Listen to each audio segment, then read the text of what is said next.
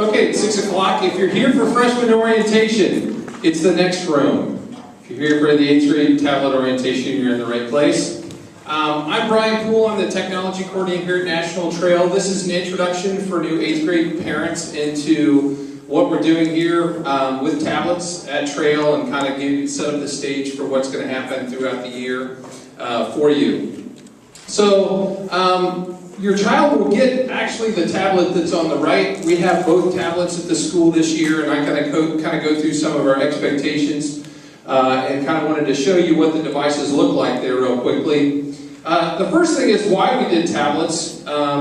We had been looking at doing something for our students for a couple years to try to close what's called the digital divide, which refers to the fact that children of wealthy school districts that have more technology in the classroom and at home tend to excel more on after high school than those in schools that don't have technology. So we wanted to try to close that digital divide and make technology more accessible to 100% of our students, or as much as we could as a school district. And we also wanted to take learning to where the students are. Students traditionally at homes are on digital devices a lot, and then they're coming into school and they're not on a digital device at all. So we wanted to try to make school more like the home environment and bring those things to the students. In the classroom usage, we're going to be using them for online textbooks, online research. They'll be able to access videos that teachers make online. We have educational applications that the teachers will be using. They'll be able to use them to take student notes. Through our Moodle system and through other online systems that teachers use, they'll be able to use them to take online tests, quizzes, and surveys. We are a Google district, which means that every student has a Google account through us. That includes both Gmail and Google Apps, so they'll be able to use that to share Google documents with their teachers. And they'll be able to use it to do both blended online and traditional learning. And what that means is teachers try to bring the internet and online resources into their class, and without some kind of a device, it makes it really hard. They can do it like this, where I show you something, but it doesn't allow the students to do it at their own pace. And the difference between blended and online, and I used that together up there, but I probably shouldn't have, is that online means it's online. You're getting some content off of the internet or something the teacher's posted.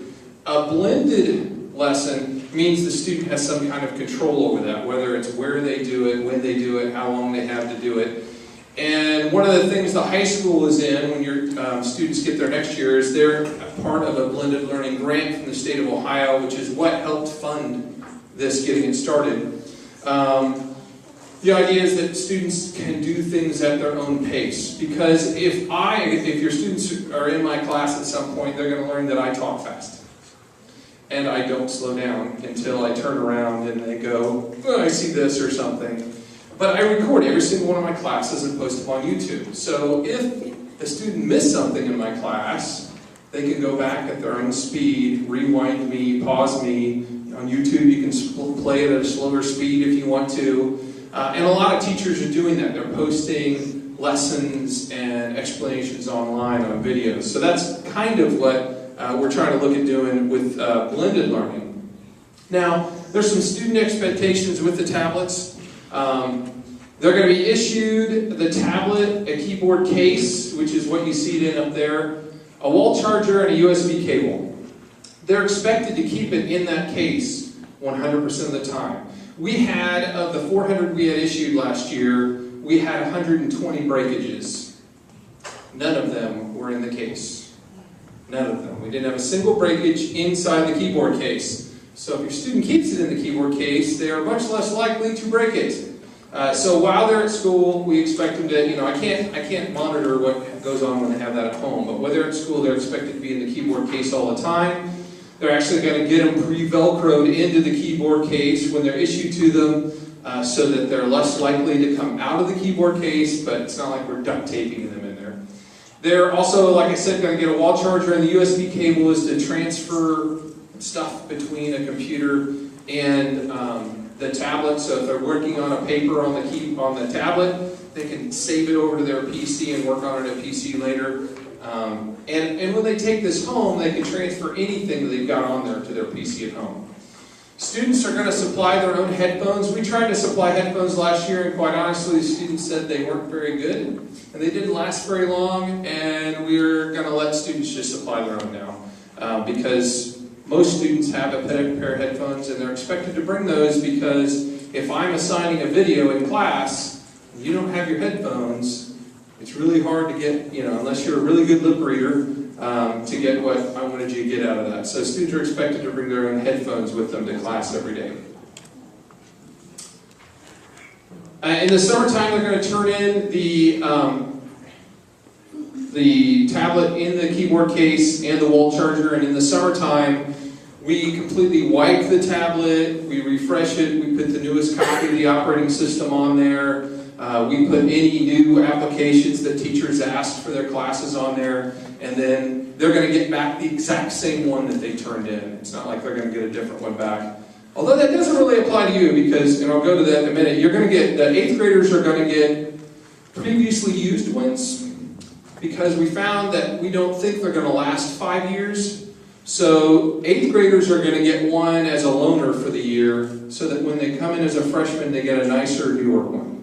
So the one they get this year, when they turn it in, they're not going to get that one back. They're going to get a brand new one back when they start up as a freshman. And part of that is because we had enough money left from the grant to buy all the students that were 8th graders last year, because we had to use all the grant money or I had to turn it back into the state. So we were able to buy all the 8th graders new tablets that came in as 9th graders. I could not use that money for the 8th grade students. So all the students that were in 8th grade last year, when they get issued ones, they're going to get new tablets, as are the sophomores, because they will have paid fees for 5 years, as opposed to the juniors and seniors that will only pay for 2 or 3, so we thought we should get them the ones that get the nicer ones. But they're going to turn in the tablet in the keyboard case and the wall chargers every summer. Students are expected to bring them fully charged to school every day. In the 8th grade, virtually every single teacher, I don't think there's anybody that's handing out a paper textbook. I think every single 8th grade teacher has either digitized or transferred to a digital copy of a textbook. So they're not going to get a bunch of paper ones, they're going to get them all downloaded onto their tablet. So if they don't bring their tablet with them, and if they don't bring it home to charge, that's like saying they forgot every single book and every single assignment. In the case of the math class, I know Mr. Harrison's got all of his textbook on there, and the calculator that you use is on there, so the students don't have to buy a calculator. They're going to be able to do everything right there on that tablet. So when they come home at night, they should have their tablet with them, and they should plug it in at home. We don't want students bringing tablets, chargers to school. We want them to stay at home and be charged at home at night. They will last the whole day, provided they don't start playing music and forget that they have music playing. We've had that a number of times. The students like, my tablet died, and I plug it in and I turn it on and it starts playing music right away. I'm like, you can't just think it's going to stream Pandora or Netflix for 24 hours and the battery's going to work. So students have to be responsible with turning off stuff. I say use daily in many classes. I'm going to say in most classes. 2 of the 8th grade teachers have full computer labs in their rooms, and they are probably the ones that use the tablets at school the least. but they still have stuff that they'll use on their tablets when they go home. And I said on their last note that includes bringing headphones to school, because if they've got something that they're supposed to watch or do on their own, Mr. Studevic, the social studies teacher, uses a website called Hippocampus. And Hippocampus has a whole bunch of embedded videos along with reading, and if they get to the video and all of a sudden they don't have their headphones, it's going to be hard for them to get them. So they're expected to bring those things every single day.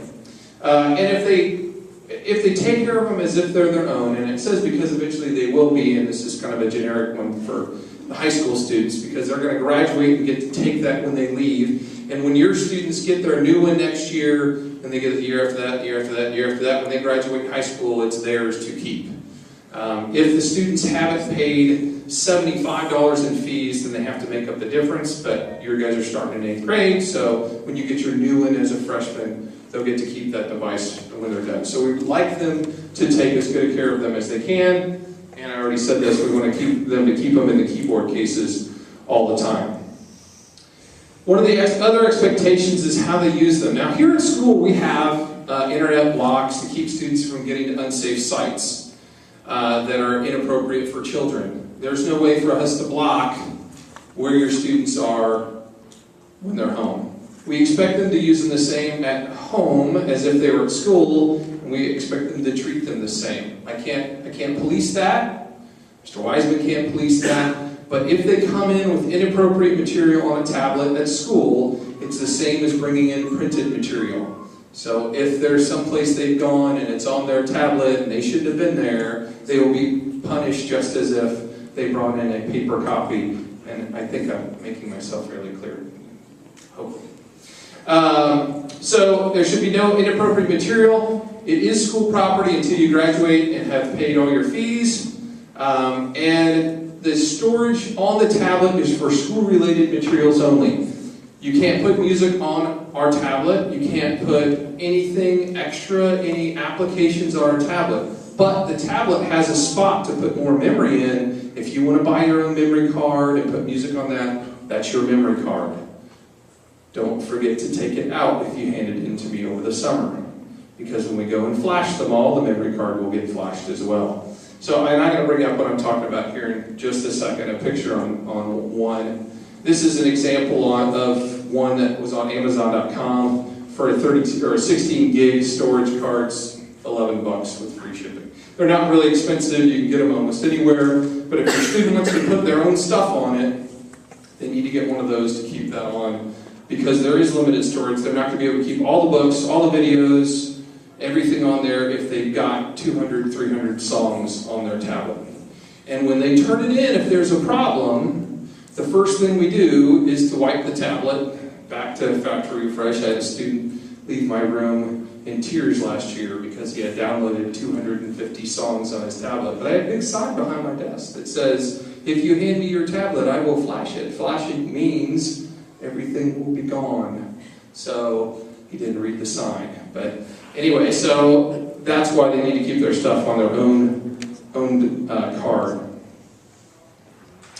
The costs for the tablets, really, it added $20 to your fees per year. If you don't know, all the way up until now, you've paid a $5 a year fee for your student planner. You don't get a student planner in 8th grade on. Student planner is already on the device for you. So the $5 planning fee is removed. And instead there's a $25 tablet fee. And that covers, over time, the purchase of your device, and that's why you get to keep it when you leave, and that's what makes it a sustainable program for the school. The grant paid to get us started. When we talked about doing this as a district in the board meeting, that was the biggest thing, is how do we start a program like this with nothing in the coffer to put out there. And luckily, about a month after the discussion, all of a sudden, the state of Ohio had a $130,000 grant out there that I filled out the paperwork, and we were lucky enough to get, that paid for all of our Wi-Fi and paid for new projectors and paid for all kinds of great stuff. And that included starting our purchase of the tablets. So I already mentioned those things. You get to keep them one nicer than the one you're going to have this year when you graduate. As long as you pay at least $75 towards the tablet, which you will have done. If you're on free lunch program and you don't pay fees, you're still going to get issued a tablet. It just means you won't have paid that $75, so that when you graduate, you will either have the choice to pay the $75 at that point when you graduate to keep it, or just turn it in. And I already mentioned they're turning each summer for software upgrades. And one of the other things that we saw as a real positive thing with this is students used to have to buy, when they went to high school, a TI-83 calculator, which costs $149. They don't have to buy that anymore. That's on the tablet. So in the end, although it may look like we added $25, your net cost is lower by us having these tablets than if we had not. We also are starting the option this year. Last year we did it. We really wanted to try it first, of a bring your own device option. This is if you're a family that your son already has a Kindle Fire or an iPad or his own netbook or his own laptop, and you are willing to say that will be your device. You may take it to school every single day, then you can sign up for the bring your own device option. If you do that, then you won't get issued a school one. You won't get charged the $25 fee, but the student is expected to maintain it and keep it at school as if it was one of the tablets. So they still have to bring them fully charged to school every day. They're still going to represent every book for every class. They're going to be expected to download those items onto their device, whichever one it is. And they need to be able to last the whole day. So if you've got an old laptop with an old battery that lasts 30 minutes, and you decide to go with this option, you need to spend the $40 on a new battery to make sure that that device will still last. We still expect them to be charged. It has to be at least 7 inches. An iPod Touch does not count. You cannot write a paper on an iPod Touch. Okay? So at 7 inches or larger, and we set that because that's what our device is, and that's what a Kindle Fire is. So it has to be fully internet capable, and it has to be capable of getting the apps and programs that we use. In other words, they have to be able to write a paper on it. If they can get to Google Docs, there are very few devices out there that don't fall into that category. So if you've got one of those, or your child has one, and you want them to bring it to school every day, that's perfectly fine option. And on the form that Mr. Wiseman passed out, you just check which one you're going to do. You still have to say that we understand that the child is going to bring it to school. They're still expected to maintain it like it's a school device, not have inappropriate stuff on it, and that it'll be here every day. And you need to understand that if they don't show up with it, the penalty is the same as if they didn't show up with their school. But some students already had iPads, and we decided to try the bring your own device option this year. Okay, so what happens if they forget it? The initial thing is they're going to get a warning. We keep track of the warnings in a database, and then they'll get detention. Because it's every single book they're forgetting, not just one. And we need to make it part of their routine to plug it in at night when they get home and to bring it to school every single day, just like they bring all their books. Now their backpack's going to be a whole lot lighter. I mean, it's not that big of a device, and if you were like me and your backpack about broke you when you went home, you're going to appreciate how nice it is to take home one tablet when you go. What if they break it? Well, they're going to continue to pay fees and be given a replacement. We did a pretty good job, I think, this year of maintaining them. However, there is no breakage that's less than $35. And I'm going to go through the different kind of breakages on there. They're going to be assessed the cost of the hardware. We don't charge anything for the labor part of maintaining it. It's kind of part of the fee there. And if we get it all back to working order, you're only going to have to pay for the costs. If it can't be repaired, then we'll credit you for whatever we can use from your device, and then you'll get another tablet. And what do I mean by that? Really, there's 3 main parts to a tablet. There's a touch screen, costs $35. There's a LCD screen, that's what has the image, costs $35. And the back computer panel is not replaceable.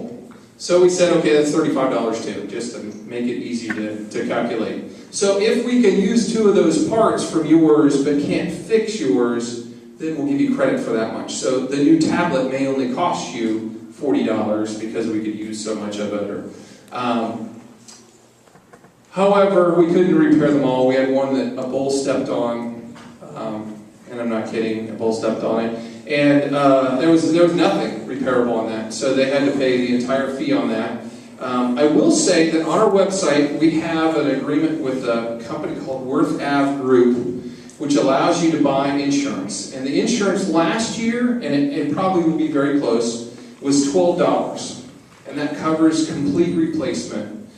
We had 2 students that totally broke theirs, and all I had to do was to give the student a bill.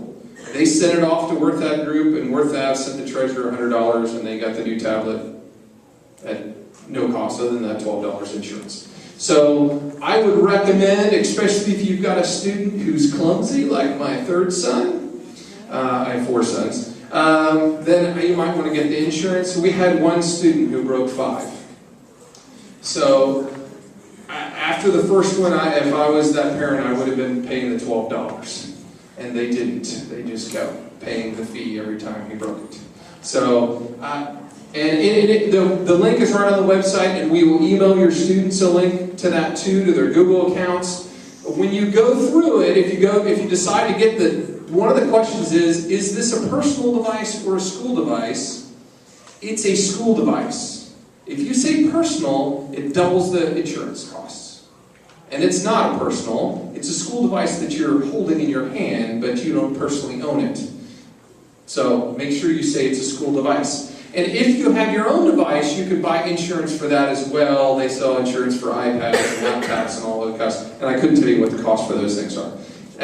We get nothing out of that. I'm not plugging it because we get a kickback. I'm plugging it because it's $12. And if your child dropped yours in a pond, you'd be like, I'm glad I paid that $12. So that was one of the only things that didn't happen, by the way. We did not lose one into a pond.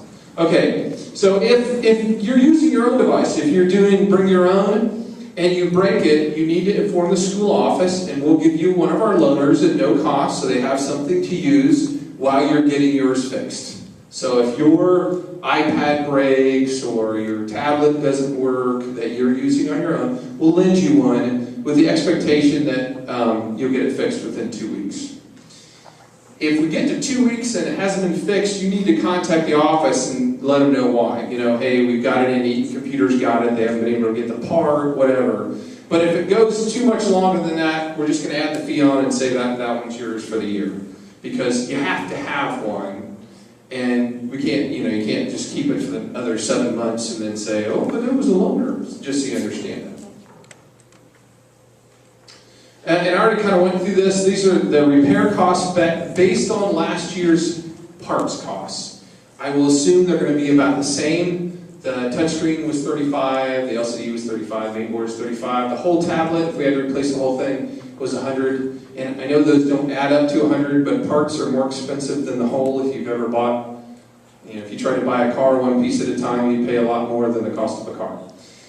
If you lose the keyboard case, those are $10, and if your power supply gets damaged or you lose it, it's $10 as well. I want to say one thing on the power supply.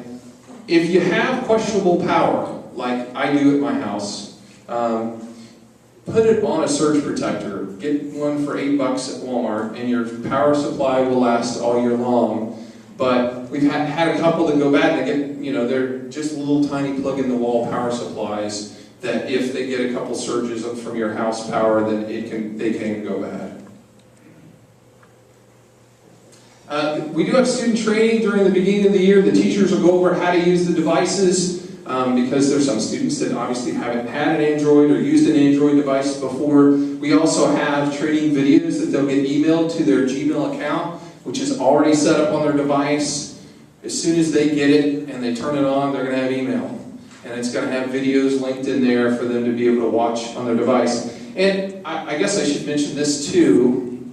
I talk about YouTube videos and having videos to watch. One of the apps that we put on there is called TubeMate, because from our survey last year, about 12% of the trail residents that took part of the survey did not have any internet connectivity at home.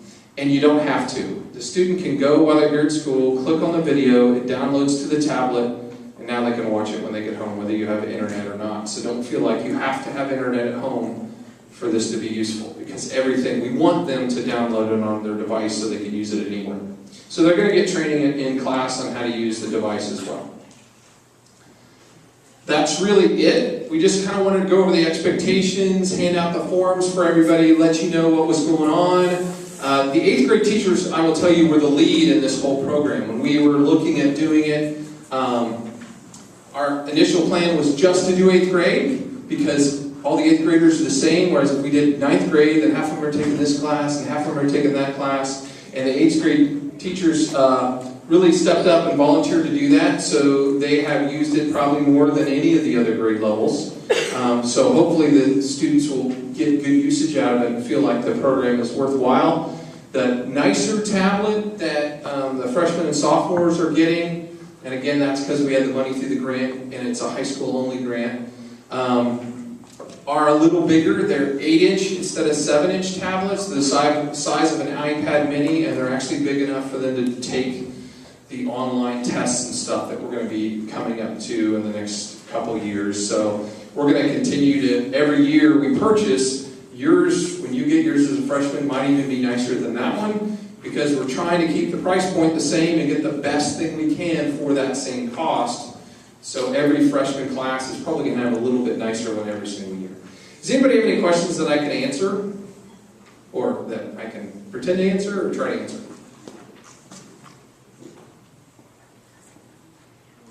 Okay, basically the forms need to be signed and brought in.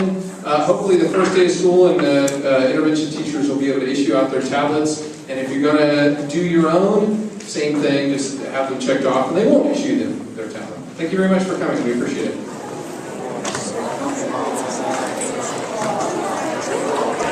When they bring their own device, they will, this is the first couple